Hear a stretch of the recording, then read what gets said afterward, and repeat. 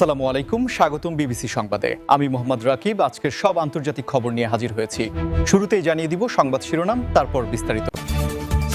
ইরানের রেলওয়ে সেতুতে ইসরায়েলি হামলা, নিহত 2। দক্ষিণ লেবাননে মসজিদে হামলা চালিয়েছে ইসরায়েল। তুরস্কে ইসরায়েলি দূতাবাসের কাছে ব্যাপক গোলাগুলি, নিহত 3। যুদ্ধে 1.5 কোটি ইরানি জীবন দিতে প্রস্তুত পেজেশকিয়ান। স্প্যানিশ ভাষা শিখে ভেনেজুয়েলার প্রেসিডেন্ট হতে চান ট্রাম্প। আসসালামু আলাইকুম, স্বাগতম জানাচ্ছি বিবিসি সংবাদে। আমি মোহাম্মদ রাকিব। এতক্ষণ শুনছিলেন সংবাদ শিরোনাম, এবার বিস্তারিত পর। ইরানের গুরুত্বপূর্ণ একটি রেলওয়ে সেতুতে সম্প্রতি একটি অনাকাঙ্ক্ষিত হামলার ঘটনা ঘটেছে এবং এই ঘটনায় প্রাথমিকভাবে 2 জনের জীবনহানির খবর পাওয়া গেছে, যা ওই অঞ্চলের পরিবহন ব্যবস্থায় বড় ধরনের অস্থিরতা তৈরি করেছে। এই রেলওয়ে সেতুটি মূলত ইরানের অভ্যন্তরীণ পণ্য পরিবহন এবং যাত্রী চলাচলের জন্য অত্যন্ত গুরুত্বপূর্ণ একটি সংযোগস্থল ছিল। ফলে এই হামলার প্রভাব শুধুমাত্র অবকাঠামোগত ক্ষতির মধ্যেই সীমাবদ্ধ নেই, বরং এটি সাধারণ মানুষের দৈনন্দিন যাতায়াতেও ব্যাপক নেতিবাচক প্রভাব ফেলছে। প্রত্যক্ষদর্শীদের মতে হামলার সময় বিকট শব্দে পুরো এলাকা কেঁপে ওঠে এবং মুহূর্তের মধ্যেই সেতুর একটি বড় অংশ ধসে পড়ে, যার ফলে রেল যোগাযোগ সম্পূর্ণ বিচ্ছিন্ন হয়ে যায়। ইরানের সংবাদ মাধ্যমগুলো এই ঘটনার জন্য সরাসরি ইসরায়েলকে দায়ী করছে এবং তারা মনে করছে এটি ইরানের অর্থনৈতিক মেরুদণ্ড ভেঙে দেওয়ার একটি পরিকল্পিত চেষ্টা মাত্র।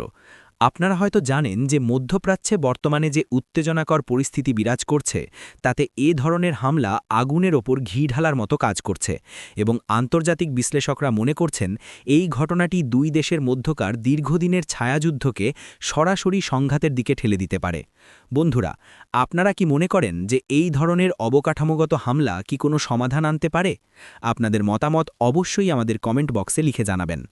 এদিকে স্থানীয় প্রশাসন দ্রুত উদ্ধার কাজ শুরু করেছে এবং ক্ষতিগ্রস্ত রেল লাইন মেরামতের জন্য প্রকৌশলীদের একটি বিশেষ দল মোতায়েন করা হয়েছে, যদিও স্বাভাবিক চলাচল শুরু হতে বেশ কয়েক সপ্তাহ সময় লাগতে পারে বলে ধারণা করা হচ্ছে। এই হামলায় যে 2 জন সাধারণ কর্মী প্রাণ হারিয়েছেন, তাদের পরিবারে এখন শোকের মায়াজাল বিছিয়ে আছে এবং স্থানীয় বাসিন্দারা এই ঘটনার বিচার দাবি করছেন। রেলওয়ে কর্তৃপক্ষ জানিয়েছে এই সেতুটি ব্যবহার করে প্রতিদিন হাজার হাজার টন খাদ্যপণ্য এবং জ্বালানি সরবরাহ করা হতো, যা এখন বিকল্প পথে পাঠাতে গিয়ে পরিবহন খরচ অনেক বেড়ে যাওয়ার আশঙ্কা তৈরি হয়েছে।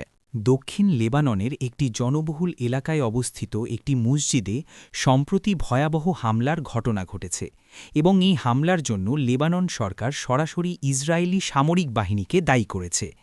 এই ঘটনাটি এমন এক সময় ঘটল যখন ওই অঞ্চলের মানুষ চরম আতঙ্কের মধ্যে দিন কাটাচ্ছে এবং ধর্মীয় উপাসনালয়ের ওপর এ ধরনের আক্রমণ সাধারণ মানুষের মনে তীব্র ক্ষোভ ও উদ্বেগের জন্ম দিয়েছে।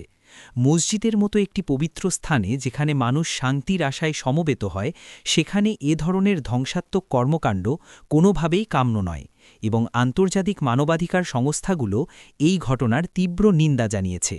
স্থানীয় সূত্রগুলো বলছে হামলার সময় মসজিদের ভেতরে কোনো ধর্মীয় অনুষ্ঠান চলছিল কিনা তা এখনও নিশ্চিত হওয়া যায়নি, তবে ভবনের বিশাল একটি অংশ মাটির সাথে মিশে গেছে এবং আশপাশের বাড়িঘরও মারাত্মকভাবে ক্ষতিগ্রস্ত হয়েছে।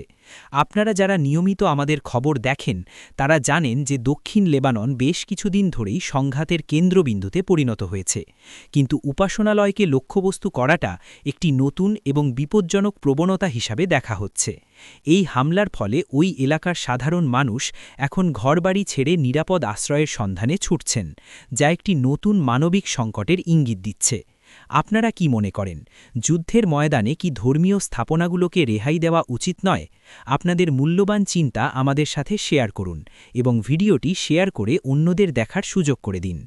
লেবাননের স্বাস্থ্য মন্ত্রণালয় জানিয়েছে এই ঘটনায় হতাহতের সঠিক সংখ্যা এখনও নিরূপণ করা সম্ভব হয়নি, কারণ ধ্বংসাস্তূপের নিচে আরও অনেকে চাপা পড়ে থাকতে পারেন বলে আশঙ্কা করা হচ্ছে। স্থানীয় উদ্ধারকর্মীরা তাদের সাধ্যমতো চেষ্টা চালিয়ে যাচ্ছেন, কিন্তু ক্রমাগত ড্রোন টহল এবং পুনরায় হামলার ভয়ে কাজ ব্যাহত হচ্ছে। তুরস্কের রাজধানী আঙ্কারায় অবস্থিত ইসরায়েলি দূতাবাসের কাছে আজ এক ভয়াবহ গোলাগুলির ঘটনা ঘটেছে, যেখানে অন্তত 3 জন নিহত হওয়ার খবর পাওয়া গেছে। এই ঘটনাটি পুরো কূটনৈতিক পাড়ায় আতঙ্ক ছড়িয়ে দিয়েছে এবং তুরস্কের আইনশৃঙ্খলা রক্ষাকারী বাহিনী দ্রুত পুরো এলাকাটি ঘিরে ফেলেছে যাতে আর কোনো অপ্রীতিকর ঘটনা না ঘটে। প্রত্যক্ষদর্শীদের বর্ণনা অনুযায়ী হঠাৎ করেই কয়েকজন বন্দুকধারী দূতাবাসের সামনের নিরাপত্তা চৌকি লক্ষ্য করে গুলি ছুড়তে শুরু করে এবং পাল্টা জবাবে নিরাপত্তারক্ষীরাও গুলি চালায়, যা প্রায় আধা ঘণ্টা ধরে চলতে থাকে।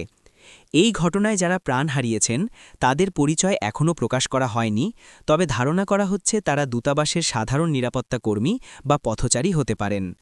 এই ঘটনাটি তুরস্ক এবং ইসরায়েলের মধ্যকার ইতিমধ্যে ভঙ্গুর হয়ে পড়া কূটনৈতিক সম্পর্কের ওপর নতুন করে চাপের সৃষ্টি করবে বলে মনে করা হচ্ছে, কারণ তুরস্ক বরাবরই ফিলিস্তিন ইস্যুতে কঠোর অবস্থান নিয়ে আসছে।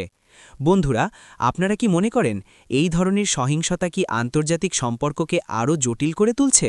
কমেন্টে আপনাদের মতামত জানান এবং আমাদের কাজের অনুপ্রেরণা দিতে চ্যানেলটি এখনই সাবস্ক্রাইব করুন। তুরস্কের স্বরাষ্ট্র মন্ত্রণালয় জানিয়েছে যে তারা এই ঘটনার পেছনে কোনো উগ্রবাদী গোষ্ঠীর হাত আছে কিনা তা খতিয়ে দেখছে এবং সিসিটিভি ফুটেজ বিশ্লেষণ করে হামলাকারীদের শনাক্ত করার চেষ্টা করা হচ্ছে। দূতাবাসের নিরাপত্তা বর্তমানে কয়েক গুণ বাড়িয়ে দেওয়া হয়েছে এবং আশপাশের রাস্তাগুলোতে সাধারণ মানুষের চলাচল সীমিত করা হয়েছে। ইরানের বর্তমান প্রেসিডেন্ট মাসুদ পেজেশকিয়ান এক চাঞ্চল্যকর বক্তব্যে দাবি করেছেন যে তার দেশের অন্তত ১.৫ কোটি মানুষ দেশের সার্বভৌমত্ব রক্ষায় এবং যে কোনো সম্ভাব্য যুদ্ধে নিজেদের জীবন উৎসর্গ করতে সম্পূর্ণ প্রস্তুত। তার এই বক্তব্যটি এমন এক সময় এলো যখন ইরান এবং ইসরায়েলের মধ্যে টান টান উত্তেজনা বিরাজ করছে এবং পশ্চিমা বিশ্ব ইরানের ওপর একের পর এক নিষেধাজ্ঞা আরোপ করে চলেছে। পেজেশকিয়ান মূলত ইরানের অভ্যন্তরীণ শক্তির জানান দিতে এবং জনগণকে ঐক্যবদ্ধ করতেই এই বিশাল সংখ্যার কথা উল্লেখ করেছেন বলে রাজনৈতিক বিশ্লেষকরা মনে করছেন। তিনি তার বক্তব্যে স্পষ্ট করে বলেছেন যে ইরান কখনো গায়ে পড়ে যুদ্ধ করতে চায় না, কিন্তু যদি তাদের ওপর কোনো হামলা চালানো হয় তবে তারা এমন প্রতিরোধ গড়ে তুলবে যা বিশ্ব আগে কখনো দেখেনি। এই বিপুল সংখ্যক মানুষের প্রস্তুত থাকার কথাটি মূলত ইরানের বাসিজ বাহিনীর একটি প্রচ্ছন্ন ইঙ্গিত হতে পারে, যারা মূলত স্বেচ্ছাসেবক হিসেবে কাজ করে এবং যুদ্ধের সময় সম্মুখ সমরে অংশ নিতে পারে। আপনারা এই বিশাল সংখ্যার প্রস্তুতিকে কিভাবে দেখছেন? ইরানের এই কঠোর অবস্থান কি যুদ্ধের সম্ভাবনাকে আরও বাড়িয়ে দিচ্ছে? আপনাদের মতামত অবশ্যই আমাদের জানান। প্রেসিডেন্ট আরও যোগ করেছেন যে ইরানের সামরিক প্রযুক্তি এবং ক্ষেপণাস্ত্র সক্ষমতা এখন যে কোনো সময়ের চেয়ে শক্তিশালী এবং তারা স্বয়ংসম্পূর্ণভাবে নিজেদের প্রতিরক্ষা নিশ্চিত করতে সক্ষম। এই বক্তব্যটি মধ্যপ্রাচ্যের অন্যান্য দেশগুলোর মধ্যেও এক ধরনের সতর্ক বার্তা পৌঁছে দিয়েছে। তবে অনেক সমালোচক মনে করছেন দেশের ভেতরে চলমান অর্থনৈতিক মন্দা এবং মুদ্রাস্ফীতি থেকে সাধারণ মানুষের মনোযোগ সরাতেই হয়তো এ ধরনের জাতীয়তাবাদী বক্তব্য দেওয়া হচ্ছে।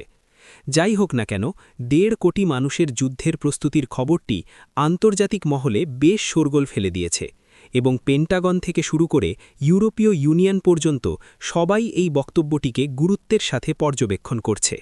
মার্কিন যুক্তরাষ্ট্রের প্রাক্তন প্রেসিডেন্ট এবং বর্তমান প্রেসিডেন্ট পদপ্রার্থী ডোনাল্ড ট্রাম্প আবারও তার বিতর্কিত এবং কৌতূহলোদ্দীপক মন্তব্যের মাধ্যমে বিশ্বজুড়ে আলোচনার কেন্দ্রবিন্দুতে চলে এসেছেন, যেখানে তিনি জানিয়েছেন যে তিনি স্প্যানিশ ভাষা শিখছেন এবং প্রয়োজনে ভেনেজুয়েলার প্রেসিডেন্ট হতেও তার আপত্তি নেই।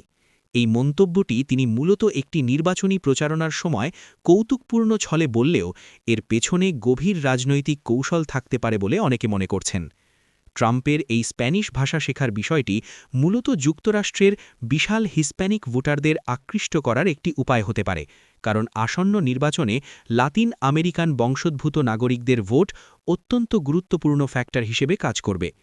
ভেনেজুয়েলার বর্তমান রাজনৈতিক পরিস্থিতি এবং প্রেসিডেন্ট নিকোলাস মাদুরোর সাথে ট্রাম্পের দীর্ঘদিনের বিরোধের প্রেক্ষাপটে তার এই বক্তব্যটি সোশ্যাল মিডিয়ায় হাসির খোরাক জোগালেও ট্রাম্প ভক্তরা একে তার সাহসিকতা হিসেবে দেখছেন। আপনারা কি মনে করেন, ট্রাম্পের এই ভেনেজুয়েলার প্রেসিডেন্ট হওয়ার ইচ্ছা কি শুধুই মজা, নাকি এর পেছনে অন্য কোনো পরিকল্পনা আছে? আমাদের কমেন্ট বক্সে লিখে জানান। ট্রাম্প তার বক্তব্যে আরও বলেছেন যে ভেনেজুয়েলা বর্তমানে যে বিশৃঙ্খলার মধ্যে দিয়ে যাচ্ছে তা ঠিক করতে একজন শক্ত হাতের নেতার প্রয়োজন এবং তিনি রসিকতা করে নিজেকে সেই পদে বসানোর কথা চিন্তা করছেন। উল্লেখ্য যে ট্রাম্পের শাসনামলে ভেনেজুয়েলার উপর কঠোর অর্থনৈতিক নিষেধাজ্ঞা আরোপ করা হয়েছিল, যা এখনও কার্যকর রয়েছে। এই ধরনের অদ্ভুত মন্তব্য ট্রাম্পের চিরচেনা স্টাইল হলেও আন্তর্জাতিক রাজনীতিতে এর সূক্ষ্ম প্রভাব থাকতে পারে, কারণ ভেনেজুয়েলা সরকার ইতিমধ্যে এই মন্তব্যের নিন্দা জানিয়েছে।